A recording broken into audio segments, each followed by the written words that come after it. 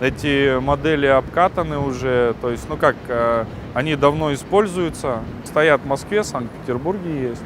Ну и сама по себе модель, как бы по виду и по устройству, она простая, но в то же время очень практичная, крепкая.